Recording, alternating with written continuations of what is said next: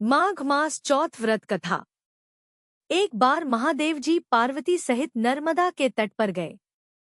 वहां एक सुंदर स्थान पर पार्वती जी ने महादेव जी के साथ चौपड़ खेलने की इच्छा व्यक्त की। तब शिवजी ने कहा, हमारी हार जीत का साक्षी कौन होगा? पार्वती ने तत्काल वहां की घास के तिनके बटोरकर एक पुतला बनाया और उसमें प्राण प्रतिष्ठा करके उससे कहा, बेटा, हम चौपड़ खेलना चाहते हैं, किंतु यहाँ हार जीत का साक्षी कोई नहीं है। अतः खेल के अंत में तुम हमारी हार जीत के साक्षी होकर बताना कि हम में से कौन जीता, कौन हारा। खेल आरंभ हुआ। दैवयोग से तीनों बार पार्वती जी ही जीती। जब अंत में बालक से हार जीत का निर्णय कराया गया तो उसने महादेव जी को विजय बताया। परिणामतः पार्वती जी ने क्रुद्ध होकर उसे एक पांव से लंगड़ा होने और वहां के कीचड़ में पड़ा रहकर दुख भोगने का शाप दे दिया।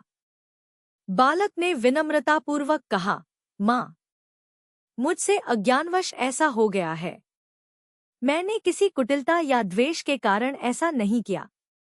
मुझे क्षमा करें तथा शाप से मुक्ति का उपाय बताए। तब ममता रूपी माँ को उस पर दया आ गई और वे बोली, यहाँ नाग कन्याएं गणेश पूजन करने आएंगी। उनके उपदेश से तुम गणेश व्रत करके मुझे प्राप्त करोगे। इतना कहकर वे कैलाश पर्वत चली गई। एक वर्ष बाद वहां श्रावण में नाग कन्याएं गणेश पूजन के लिए आईं। नाग कन्याओं ने गणेश व्रत करके उस बालक को भी व्रत की विधि बताई। तत्पश्चात बालक ने 21 दिन तक श्री गणेश जी का व्रत किया। तब गणेश जी ने उसे दर्शन देकर कहा, मैं तुम्हारे व्रत से प्रसन्न हूँ। मनोवांछित वर मांगो। बालक बोला, भगवन, मेरे पांव में इतनी शक्ति दे दो कि मैं कैलाश पर्वत पर अपने माता पिता के पास पहुंच सकूं और वे मुझ पर प्रसन्न हो जाए। गणेश जी तथास्तु कहकर अंतर्धान हो गए।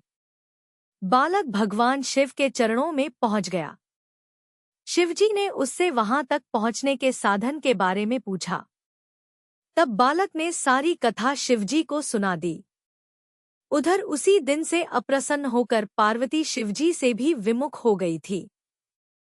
तदुपरांत भगवान शंकर ने भी बालक की तरह 21 दिन पर्यंत श्रीगणेश का व्रत किया, जिसके प्रभाव से पार्वती के मन में स्वयं महादेव जी से मिलने की इच्छा जागृत हुई। वे शीघ्र ही कैलाश पर्वत पर आ पहुंची।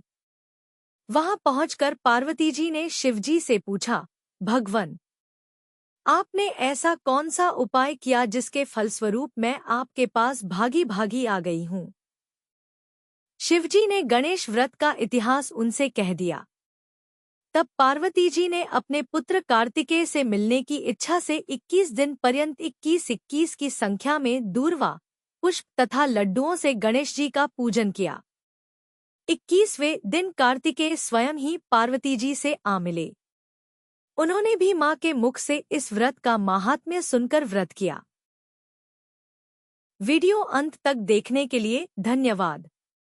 अगर आपको वीडियो पसंद आई हो तो लाइक करें। ऐसे और वीडियो देखने के लिए चैनल को सब्सक्राइब करें।